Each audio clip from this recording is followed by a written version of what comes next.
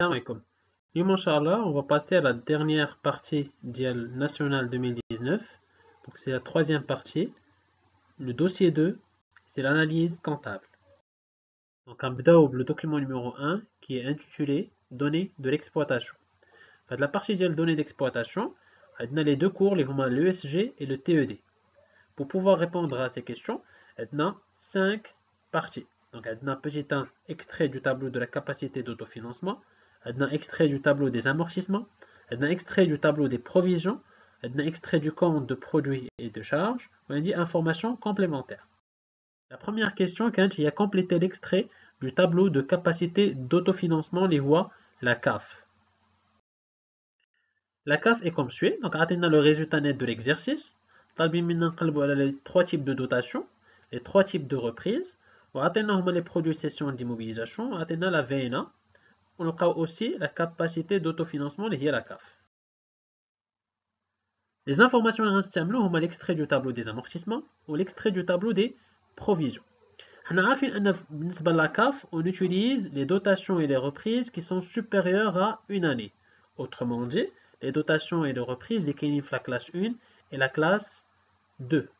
Donc, à partir de ces informations, au niveau des amortissements, les immobilisations en non-valeur ou les immobilisations corporelles, qui sont des dotations d'exploitation, on les deux premières lignes seulement de l'extrait du tableau des provisions. Les provisions pour dépréciation de l'actif immobilisé, et la classe 2, ou la provision durable pour risque et charge, les voit la classe 1.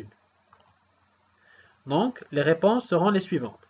Donc, la dotation d'exploitation 420 000, et on a les deux, l'exploitation, puisque les dotations d'exploitation les provisions les deux dotations les au niveau des amortissements. Les dotations financières عندي وحده اللي هي 12 450, non courantes عندي وحده 27 000, reprise d'exploitation ما عندي والو, reprise financière عندي وحده, ou la reprise non courante عندي وحده هي 7500. ندوزو les calculs. Donc on va le résultat net de l'exercice, نزيدو عليه les trois types de dotation. Nous les trois types de reprises, nous le PCI, le produit de cession d'immobilisation, on nous la VNA, des immobilisations CD. Donc la capacité d'autofinancement, il y a 1 312 000. Deuxième question, présentez le tableau d'exploitation différentiel simplifié, le TED. Pour remplir le tableau d'exploitation différentiel simplifié, on va les informations au niveau de l'extrait du compte de produit de charge ou les informations complémentaires. Donc, l'information est le chiffre d'affaires. On va le TED ديالنا. من بعد عندنا le résultat courant aussi, on va le remplir au niveau du TED. La première information dit que le taux du coût variable il est de 65%. Donc le chiffre d'affaires est réparti régulièrement sur 11 mois, on va là au niveau des ratios. 12 le TED ديالي باش نكمل le calcul. Donc on utilise la formule de 3 pour calculer le coût variable. Et on va le chiffre d'affaires à 65 on va diviser la 100, on va dire 4 192 500. من بعد باش نلقى le taux de la marge sur coût variable ندير 100 moins 65 c'est 35. باش نلقى la marge sur le coût variable غادي ندير le chiffre d'affaires moins le coût variable غيعطيني la marge sur le coût variable. وباش نلقى le coût fixe نعرف بان la marge sur coût variable moins le coût fixe كيعطيني le résultat courant. Donc الا قلبت la formule كندير la marge sur le coût variable moins le résultat courant كيعطيني le coût fixe اللي هو 976 500. La question suivante, il y a la question numéro 3. On va calculer le seuil de rentabilité, on va déterminer la date de sa réalisation, ou après on va interpréter les résultats obtenus. Petit a, seuil de rentabilité. On a deux formules, on dit soit chiffre d'affaires fois le coût fixe divisé sur la marge sur le coût variable, ou bien le coût fixe divisé par le taux de la marge sur le coût variable. Il est divisé sur 0,35. Donc, on va la formule. Le résultat est 2 790 000. Nous avons le point mort. L'information que nous avons lue tout à l'heure, où le chiffre d'affaires est réparti régulièrement sur 11 mois. Et l'entreprise ferme au mois de mai. 11 mois l'année. Pour calculer le point mort, on a le seuil de rentabilité fois 11 divisé sur le chiffre d'affaires. On a 4,75.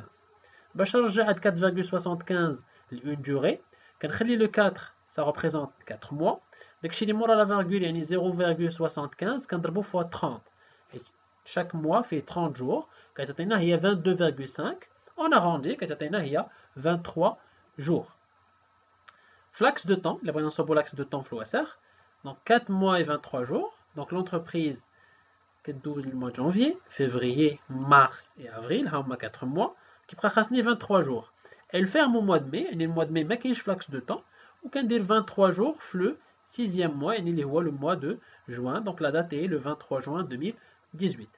Pour les interprétations, on dit la première interprétation, 2 790 000 est le chiffre d'affaires pour lequel le résultat courant est nul. Il y a d'autres interprétations qu'on peut utiliser. Par exemple, 2 790 000 est la part du chiffre d'affaires à partir de laquelle l'entreprise pourrait commencer à réaliser des bénéfices. Par exemple. La deuxième interprétation, dit le point mort, à partir du 23 juin 2018, il y a la date l'entreprise commence à réaliser des bénéfices. Maintenant, le document numéro 2, les données financières. On dit deux parties, on dit des informations sur la situation financière de l'entreprise, on dit un petit extrait du bilan financier condensé au 31/12/2018. La question numéro 4, compléter l'extrait du tableau de redressement et de reclassement, l'annexe numéro 5. Au niveau du tableau de redressement et de reclassement, on a uniquement 4 colonnes. Et il y a 3 autres colonnes lorsqu'on est en train de lire les opérations. Et il y a 2 colonnes au niveau de l'actif, l'actif immobilisé ou les stocks. Et il y a 1 colonne le passif, les dettes à long et moyen terme. Donc les informations les suivantes. La valeur nette comptable des frais préliminaires est de 56 000 dirhams. Donc à l'opération, c'est l'opération de l'actif fictif, au niveau de l'actif immobilisé ou aussi au niveau des capitaux propres. Donc on a uniquement les capitaux propres. Les créances clients de 9 500 dirhams ne peuvent être encaissées avant 18 mois. Donc on a les créances clients, après ont un caractère inférieur à une année, mais fait une année, les créances qui l'actif immobilisé, et normalement qui les créances ou qui l'actif immobilisé. Les TVP d'une valeur nette comptable de 12 000 dirhams sont facilement cessibles. Donc TVP facilement cessible et qui les créances qui au niveau de trésorerie actif. Une dette fournisseur de 30 000 dirhams est à échéance dans 2 ans. Le fournisseur qui est une dette à court terme, ou puisque l'échéance fait à 1 an, donc il a une dette à court terme qui est une dette à long et moyen terme. Donc il y a une dette à court terme. La dernière opération, il y a une provision durable pour risques et charges de 126 000 dirhams est jugée sans objet. L'impôt sur les sociétés correspondant est de 39 760. Donc lorsqu'on a une provision durable pour risques et charges sans objet, كنحيدوها من dette à long moyen terme parce que c'est une provision durable, donc on a une dette à long moyen terme, كنزيدو la partie de l'impôt dette à court terme ou la différence كتزاد في les capitaux propres. Il y a 126 000 moins 39 760 كتزاد au niveau des capitaux propres. La dernière étape, on va calculer les valeurs financières. Donc au niveau des créances, c'est valeur comptable moins 9 500 moins 12 000 et ainsi de suite pour les autres colonnes. Calculera les valeurs financières de toutes les colonnes. 12. Petit b, calculer la valeur financière des dettes à long et moyen terme.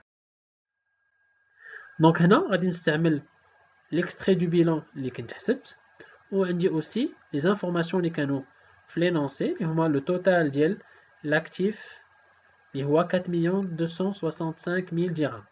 أنا عارف بأن التوتال أكتيف كيساوي التوتال باسيف. C'est une égalité au niveau du bilan. وهنا عندي au niveau du tableau de redressement et de reclassement des soldes عندي le total ديال les capitaux propres عندي le total ديال les dettes à court terme. Donc كناخد le total actif اللي هو 4 265 000 كنقص منه les capitaux propres ou les dettes à court terme باش كنلقى la valeur financière des dettes à long et moyen terme. La cinquième question, c'est calculer et interpréter le fonds de roulement propre, le ratio de solvabilité et le ratio de trésorerie à échéance. On a le tableau qui récapitule les montants au niveau des valeurs financières. Donc la première question, quand il y a le fonds de roulement propre. Donc le fonds de roulement propre est égal à capitaux propres moins l'actif immobilisé, qui est atteint 173 000. L'interprétation est que les capitaux propres financent la totalité des immobilisations.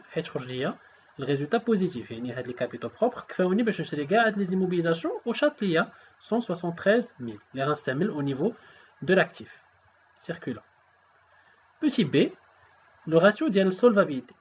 Le ratio de la solvabilité est total actif, en même temps total passif, c'est la même chose, divisé sur l'ensemble des dettes. L'ensemble des dettes, on a les DLMT plus les DCT. كتعطينا 2,39. هنا معنيتو انني باغ اكزومبل الا بعت لاكتيف ديالي كامل واش غيكفيني باش نخلص لي ديت، دونك خرجت ليا 2,39. دونك كنقولوا ان l'actif de l'entreprise peut permettre de rembourser plus que 2 fois l'ensemble de ses dettes, puisque خرجت ليا 2,39 يعني اكثر من جوج. Petit c, le ratio de la trésorerie à échéance. La trésorerie à échéance, c'est les créances plus la trésorerie active divisé sur les dettes à court terme. Donc, j'ai 1,55.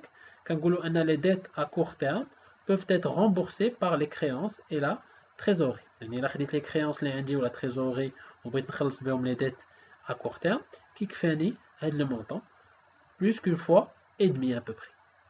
Donc, merci pour votre compréhension et on se revoit une autre vidéo, Inch'Allah.